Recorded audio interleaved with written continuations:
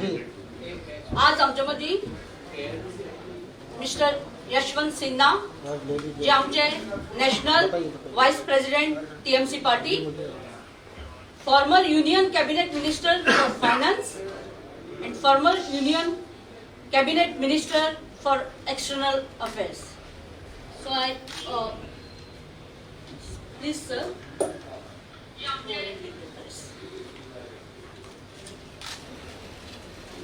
Thank you. First of all, I'm very happy I'm meeting media of Goa once again. And I'm very happy that I'm visiting Goa.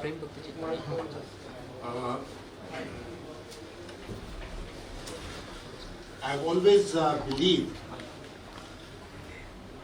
that though it's a very small state, Goa is unique in our country.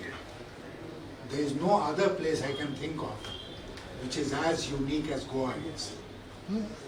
And what attracts people to Goa is not merely its beautiful places, tourism and all the rest of it, but what the rest of the country and the world appreciates is the composite culture of Goa, the inclusive culture of Goa. And you are aware that that inclusivity, that unity is somehow under challenge today. But I am not going to talk in detail about that. There will be another occasion. The point I am making is that the uniqueness of Goa has to be preserved. The uniqueness of Goa has to be protected. And this character of Goa should not merely be confined to Goa, but the rest of the country should also learn from it. Now, where is my teleprompter? नहीं है, teleprompter नहीं है, तो कैसा बोले? नहीं वो तो हम बोल देंगे. आप लोग समझे हम क्या बोल रहे हैं?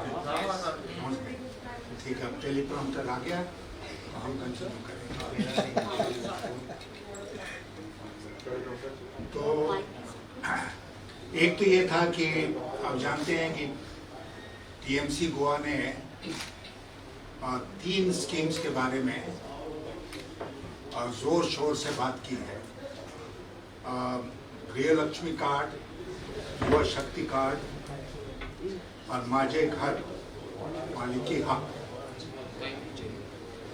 तो उसके बारे में डिटेल में चर्चा हुई है. The point which is often raised and which has been raised with me also in the last couple of days that I have been here, कि इसका फंड कहाँ से आएगा? Where will the fund for all these come from? Our rough estimate is that these 3 schemes together will cost about 3,330 crore. This is a rough estimate, 3,330 crore. And let me mention to you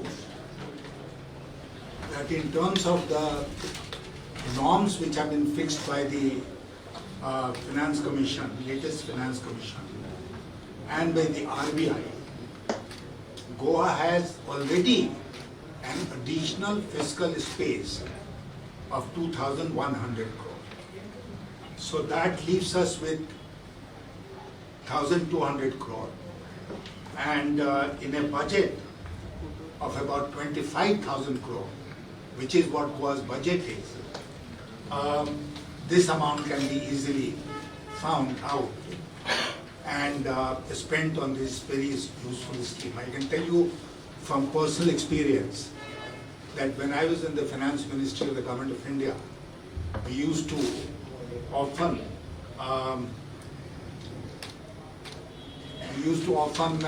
issue directives to the other ministries saying, reduce your expenditure by 2%, by 3%, the budgeted expenditure. Even this year, the finance minister of the government of India has said they have revised the estimates, and she is telling the line ministry, please don't overspend. So this is something which is well known, and I can tell you with full sense of authority that in this large budget of 2,500 crore, 25,000 crores, we'll be able to find the funds for these schemes.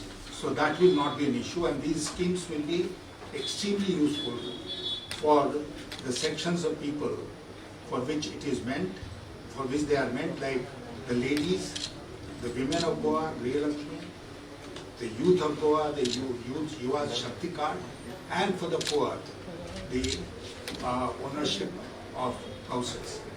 The details have been worked out in our mind, so that should not be an issue.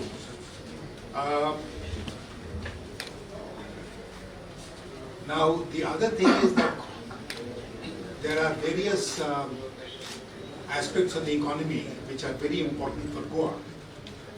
But I would like to particularly emphasize sustainable agriculture. Just as sustainable mining is important, similarly sustainable agriculture is also very important for Goa. And we will ensure that the farmers here get all the assistance they need to go for scientific and sustainable farming. We'll also ensure that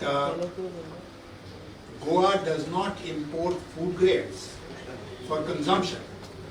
If at all it imports food grains from neighboring places, it should be for processing. And there should be a network of food processing industries in Goa, apart from fisheries, which will give the advantage of value added to the farmers and improve the economy of Goa. Similarly, a lot of emphasis on MSMEs and all that. You are aware of the fact that Goa has slipped as far as ease of doing business is concerned.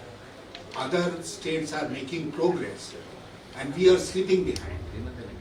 Goa was 19 in 2015, it was 21 in 2016, then it came back to 19 in 2017, and in 2019 it has declined to 24.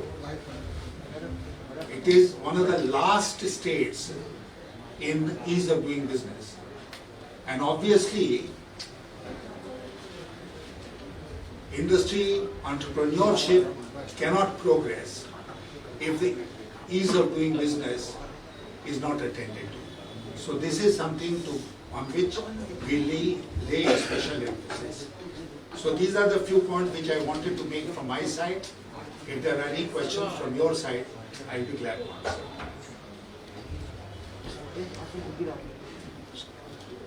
आपके कुछ सवाल हैं?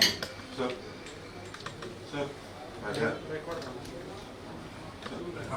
I'm Vikan, I report for Herald newspaper. Yes. My question to you, sir, is that you have been a finance minister of the country. You have presented 7 budgets in the Lok Sabha. Now, when we see Goa, as you rightly said, it's a small state, but the value chain, value creation is missing in Goa. According to you, sir, how can it be created and what is required in this? I'm talking about fruits, vegetables, meat, everything. Well, I did not use, thank you, Kanji.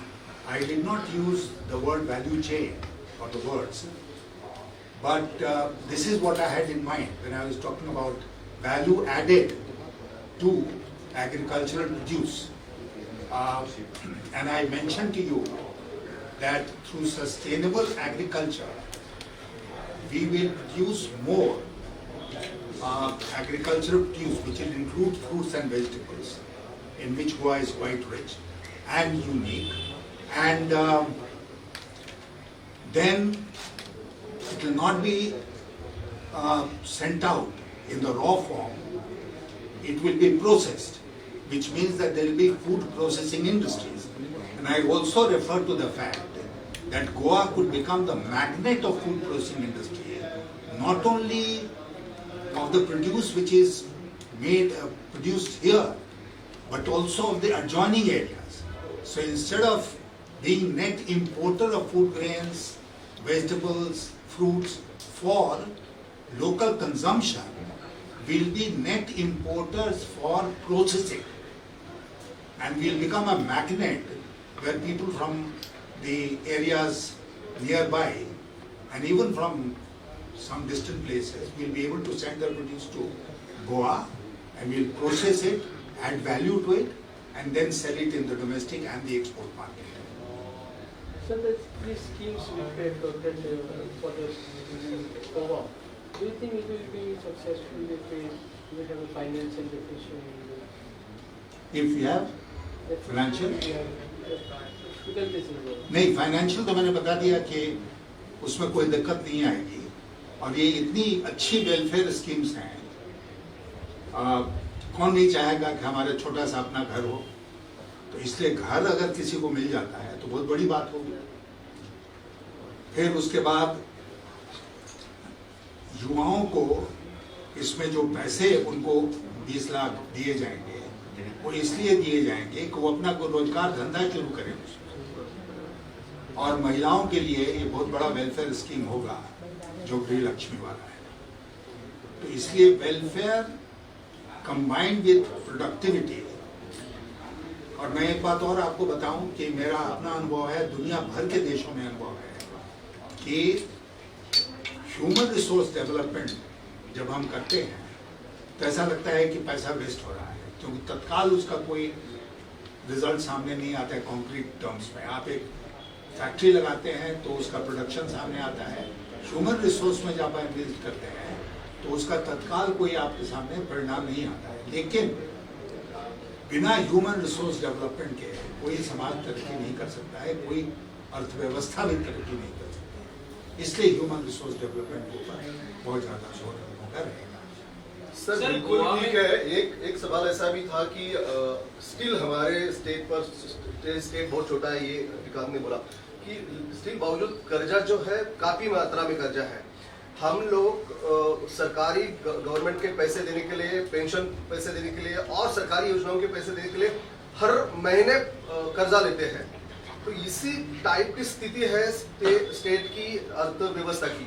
तो आप क्या कहेंगे कि, और आपके party ने भी बहुत सारे अलग अलग ऐसे ये दिखाए हैं, तो ये ज्यादा फिर कर्जा बढ़ता जाएगा या व्हाट इज एग्जैक्टली? नहीं, मैंने जो आपसे बात कही इन 3 योजनाओं के बारे में, तो मैं एक बार फिर इसको स्पष्ट करना चाहूंगा कि एग्जिस्टिंग बजट से इसके लिए हम पैसा निकालेंगे, कोई एडिशनल टैक्स इसके लिए नहीं लगाएंगे, कोई एडिशनल लोन इसके लिए नहीं लगाएंगे। इसलिए जो ऋण का बोझ है वो सरकार के ऊपर नहीं बढ़ाएंगे, और कोशिश हमारी यही होगी कि वो जो बोझ है ऋण का वो कम हो। क्योंकि मैं व्यक्तिगत अनुभव से आपको बता सकता हूं कि एक जनरेशन ऋण ले लेता है, लोन ले लेता है, लेकिन उसको चुकाने का काम जो है वो आने वाली जनरेशन्स को करना पड़ता है। और ये इंटर जनरेशनल इक्विटी एक बहुत बड़ा सवाल है, और प्रेजेंट जनरेशन को कोई अधिकार नहीं बनता है कि वो इस तरह का भार छोड़ के जाए अगले जनरेशन के लिए। इसलिए मुझे एक बार विपक्ष के लोगों ने लोकसभा में कहा कि I am a fiscal terrorist, क्योंकि मैं इतना जोर देता था फिस्कल रेक्टिट्यूड के ऊपर, फिस्कल कंट्रोल के ऊपर, कि उन्हें यहाँ तक कह दिया कि मैं फिस्कल टेररिस्ट हूँ। लेकिन मैं आज भी उसी पर कायम हूँ, जिसका मतलब ये हुआ कि लोन की सीमा, लोन जो आप लेते हैं उसको सीमित रखिए, ताकि आने वाली पीढ़ियों के लिए आप बोझा छोड़कर नहीं जाए। सर जैसे देखा कि अभी टीएमसी जो नए नए स्कीम ला रहे हैं, ऑलरेडी गोवा में ऐसी स्कीम है, और जो स्कीम एडिशनल पैसा दे रही है 5000 का, उसमें बजट के ऊपर 8 to 10% का ये बढ़ने वाला है। कैसे देख रहे हो इसके ऊपर? नहीं, मैंने आपसे कहा ना, मैंने आपसे कहा अगर स्कीम्स है तो उसको मर्ज करके और बढ़िया स्कीम चलाएंगे। दूसरी बात कि उसके लिए जो एलोकेशन है बजट में उसको यूज करेंगे, एडिशनल एलोकेशन जो उसमें हमने बताया आपको फिगर्स दिया, एडिशनल एलोकेशन जिसकी जरूरत पड़ेगी उसको हम लोग एग्जिस्टिंग बजट से ही निकालेंगे। उसमें कोई एडिशनल बजट में लोन लगाने की या टैक्स लगाने की कोई जरूरत नहीं है, ऐसा हम महसूस करते हैं। सर, गोवा में बीजेपी कह रही है कि डबल इंजन सरकार है केंद्र और स्टेट में, तो इसमें आने वाले समय में आप कैसे देख रहे हो? डबल इंजन सरकार से ये प्रोग्रेस हो रहा है क्या? डबल इंजन में कभी कभी होता है कि एक इंजन इधर जा रहा है, पीछे का इंजन उधर जा रहा है। डबल इंजन में they can pull in different directions also. Double engine सरकार की बात हम लोग कर रहे हैं। मैं आपसे एक गंभीर बात कहना चाहता हूँ, बहुत गंभीर बात, कि डबल इंजन की सरकार की वकालत अगर केंद्र सरकार करती है या भारतीय जनता पार्टी करती है तो इसका मतलब कि वो देश में डिक्टेटरशिप चलाना चाहती है। इसका मतलब ये हुआ कि कोई दूसरी पार्टी की सरकार कहीं नहीं रहेगी। आज वो डबल इंजन कर रहे हैं स्टेट गवर्नमेंट के बारे में, कल वो डबल इंजन ट्रिपल इंजन कहेंगे पंचायत के बारे में। ये कैसे चलेगा? हमारा मुल्क जो है उसमें इतनी डाइवर्सिटी है कि कभी डबल इंजन चल ही नहीं सकता है। और आप इन शो ये गलत नारा है डबल इंजन।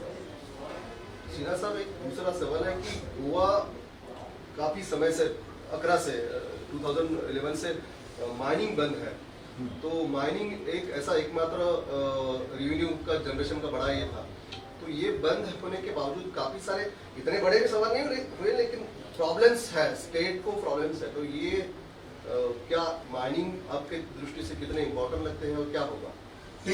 साथ साथ टूरिज्म बारे में क्या आपकी थोड़ी राय चाहिए। आपने बिल्कुल सही कहा, क्योंकि हम सब इस बात से अवगत हैं कि mining was a major contributor to the GDP of Goa, state GDP, और माइनिंग बंद करने से उसका नुकसान हुआ है। लेकिन जब मैं आपसे बात कर रहा था शुरू में, तो मैंने 2 शब्दों का इस्तेमाल किया था, सस्टेनेबल माइनिंग। माइनिंग बंद करने की जरूरत इसलिए पड़ी क्योंकि उससे पर्यावरण को नुकसान हो रहा था। जाहिर है कि हम इस तरह की माइनिंग भी कर सकते हैं जिससे कि पर्यावरण को नुकसान नहीं हो। मैं झारखंड के जिस क्षेत्र से आता हूँ वहाँ पर कोल माइंस है, तो पहले कोल माइंस के जरिए बहुत प्रदूषण फैलता था। अब ऑस्ट्रेलिया में उन्होंने एक टेक्निक डेवलप किया। मैं ड्रिलिंग करके गैस निकालने की बात नहीं कर रहा हूँ, वो भी एक टेक्नोलॉजी है। लेकिन उन्होंने ये किया कि हम लीज पर जमीन लेंगे, फिर उसको स्प्लिट करेंगे, जमीन को 2 भाग में ऐसे बांट देंगे, अंदर जो मिनरल है उसको निकाल देंगे, और फिर जमीन को ऐसे रिस्टोर करके जैसे ठीक पहले था उसी तरह उसको लौटा देंगे जो भी उसके टेनेंट ओनर्स थे उनको। तो गोवा में सस्टेनेबल माइनिंग की जब हम बात करते हैं तो हम इस फॉर्मूला को लागू कर सकते हैं कि भाई जो मिनरल्स हैं अंदर उसको हम निकाल लेते हैं, और पर्यावरण के दृष्टिकोण से और टेनेंसी के दृष्टिकोण से जमीन को उसी हालत में फिर वापस लाकर हम रैयतों को दे देंगे। उसके लिए 25 साल के लिए हमको लीज लेना पड़ेगा, 30 साल के लिए लीज लेना पड़ेगा, तो वो लीज लेंगे और फिर उसके बाद जो भी टेनेंट्स हैं उनको वापस करेंगे। ठीक है जी। टूरिज्म के बारे में, हाँ, टूरिज्म के बारे में क्या पूछना था? टूरिज्म के बारे में मैं बताऊं आपको कि टूरिज्म में तो गोवा दुनिया भर में मशहूर है, लेकिन we need a very comprehensive and effective tourism policy. इसलिए one of the first things that we do is to have that policy, a comprehensive tourism policy for Goa, which will take care of everything. Hospitality has suffered a great deal because of COVID, you are aware. तो उसमें कैसे deal कर सकते हैं, और फिर उसके बाद comprehensive से मतलब ये हुआ कि वो भी sustainable हो, पर्यावरण को नुकसान नहीं हो और टूरिज्म को भी बढ़ावा मिले। इस तरह की एक पॉलिसी हम लोग बनानी पड़ेगी। फिर टूरिज्म में प्राइवेट सेक्टर आए, प्राइवेट सेक्टर का फाइनेंसिंग कैसे हो, वो फाइनेंसिंग कैसे प्रॉफिटेबिलिटी क्रिएट करेगी, ये सब कुछ जो है बहुत सारे इश्यूज हैं जिसके बारे में हम लोगों को विचार करके और कॉम्प्रिहेंसिव टूरिज्म पॉलिसी गोवा के लिए बनाना पड़ेगा। सर वेस्ट बंगाल में आपकी सत्ता है, गोवा में जैसा टूरिज्म डेवलप हुआ है वैसा वेस्ट बंगाल में क्यों नहीं हो रहा है ना। वेस्ट बंगाल में तो हम लोग बहुत एडवांटेज है। मैं बंगाल का नहीं हूँ, आप जानते हैं। हाँ, लेकिन मैं आपसे कह रहा हूँ कि वेस्ट बंगाल में, नॉर्दर्न बंगाल में जो हिमालयाज का क्षेत्र है, उसमें बहुत पहले से टूरिज्म डेवलप्ड है और उसमें दार्जिलिंग और ये सब जो इलाके हैं उसमें ऑलरेडी काफ़ी विकास हुआ है और विकास हो रहा है। फिर जो समुंदर का क्षेत्र है, जैसे दीघा है, गंगा सागर है, वहाँ पर भी टूरिज्म की बहुत पोटेंशियल है और वहाँ पर भी टूरिज्म डेवलप हो रहा है। तो बंगाल में एक होलिस्टिक टूरिज्म पॉलिसी है जिसके अंतर्गत ये सब काम हो रहा है। Thank you sir. कसीनो के ऊपर क्या सवाल कर?